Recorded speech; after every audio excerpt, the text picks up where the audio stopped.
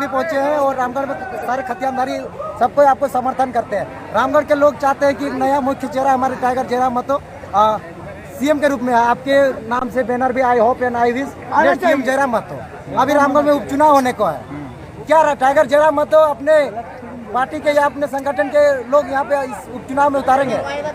देखिए, सबसे पहली बात, जितने भी लोग उनका प्रेम का सम्मान, एक बात पहले क्लियर कर देना चाहेंगे।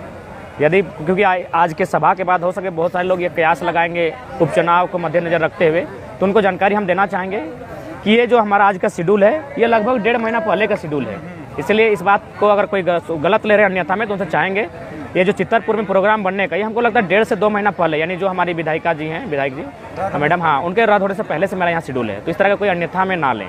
हाँ, हालांकि आज अगर इस क्षेत्र की जो विधायिका अगर नहीं है, मैंने खाली है, तो इसके लिए हमारा कोई विशेष फोकस चुनाव को लेकर नहीं है। इसलिए नहीं है क्योंकि हम लोग अभी आंदोलन कर रहे हैं, उसके बाद ये लोकतंत्र है। और जैसा कि छात्र की जो समस्या देख रहे हैं या किसानों की समस्या देख रहे हैं, विधानसभा के भीतर बन रहा है, तो ऐसे में कुछ अच्छे लोग चुनकर जाएं। और दूसरा बात, हम किसी राजनीतिक इंटेंट से यहाँ कभी नहीं आए हैं। नहीं तो दादा, आपके बैनर अभी आप आए हैं, आपके ही देख ले, ये लोग चाह रहे हैं कि आपको सीएम के रूप में देखना, और अभी सोच रहे हैं कि जिस तरह से आपने जो विचारधारा लेके पूरे झारखंड में घूम रहे हैं, चाहते हैं कि ये विचारधारा अगर विधानसभा तक पहुंचे तो राज्य की पटल में राज्य की विकास होगा, यहाँ के लोगों का विकास होगा। तो क्या आप शुरुआत करेंगे क्या रामगढ़ से?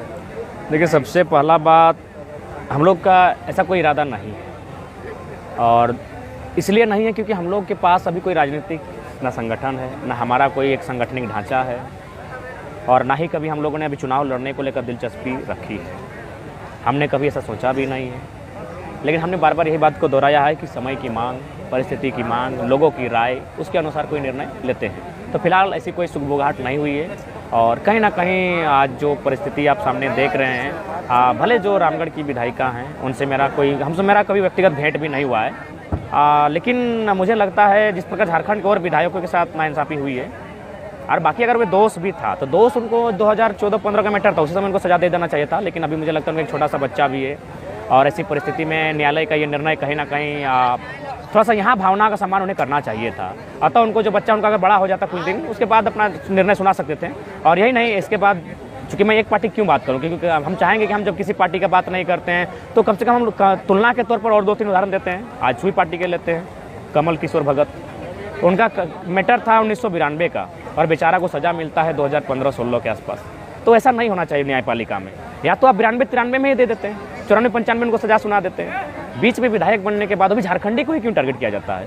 जेएमएम की भी बात कर लेते हैं, अमित महतो। देखिए ना, उनसे मेरा कोई ऐसा, उनका नाम लेते इसका मतलब नहीं कि उनके साथ मेरा कोई सहानुभूति या फिर कोई समर्थन है, या फिर मैं उनसे कोई दोस्ताना है। हम झारखंडियत होने के नाते हम यही पूछते हैं कि हमारे ही विधायक क्यों, चाहे योगेंद्र महतो रहें या फिर कांग्रेस से की बात करते हैं बंदूक तिर्की, 6 लाख उनको पैसा मिलता है, उनकी विधायिका खत्म कर दी जाती है। यहाँ अनूप सिंह बैठा है, 1 करोड़ रुपया डेली कमा रहा है, क्योंकि वो बाहर का है, और सारा सिंडिकेट बाहर का है, ब्यूरोक्रेसी में बाहर के लोग हैं, न्यायपालिका में बाहर के लोग हैं। तो इस झारखंड का क्या उद्देश्य है जहां अगर बाहर के ही लोग रहेंगे? अतः मुझे लगता है जो स्थानीय विधायक हैं वो कहीं ना कहीं नाइंसाफ़ी का ही स्वीकार है। बाकी उनका जो भी वहाँ मैटर हुआ, गोलीकांड जिसे हम सुने हैं, विशेष नहीं जानते हैं, उसमें जो लोगों की क्षति हुई थी उनको हम सहानुभूति रखते हैं, उनके लिए श्रद्धांजलि भी अर्पण करते हैं, लेकिन एक तार्किक दृष्टिकोण से इस बात को सबको, बाकी उसके बाद जो होता है भविष्य वर्तमान वो अलग विषय है। हो सके हमारे ही लोग अगर मैंने संगठन की ढांचा तैयार होती है तो कोई युवा आगे आएगा, ऐसा वो हम नहीं कर सकते भविष्य की बात। लेकिन तार्किक दृष्टिकोण से हम ये कह सकते हैं कि जो भी विधायकी जाने का काम हुआ है वो झारखंडियों का ही हुआ है।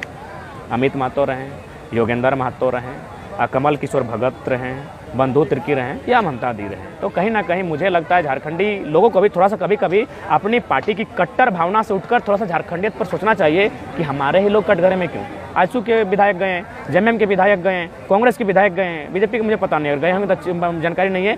3-3 गो पार्टी का विधायक गया है, और तीनों का झारखंडी है। गाज भी गिरा था, तो जैसा भी इरफान अंसारी भले अच्छा है बुरा है, मजाकिया अंदाज में बोलता है, लेकिन था झारखंडी, फंसाने का काम भी हुआ था, तो इरफान अंसारी को अनूप सिंह बच गया, जबकि सारा मास्टरमाइंड अनूप सिंह है। तो बाहरी सिंडिकेट यहाँ ऐसा काम कर रहा है जिससे झारखंड के लोग समझ नहीं पा रहे हैं। यहाँ विधायक को लोग खत्म कर देना, तो आम आदमी का मने विषय हम क्या कहें। और फिलहाल जहाँ तक बात है, रामगढ़ की जनता तय करेगी, रामगढ़ इनका है, हम लोग का कोई राजनीतिक उद्देश्य नहीं है। कल जो है एक युवा एक्ट्रेस जो है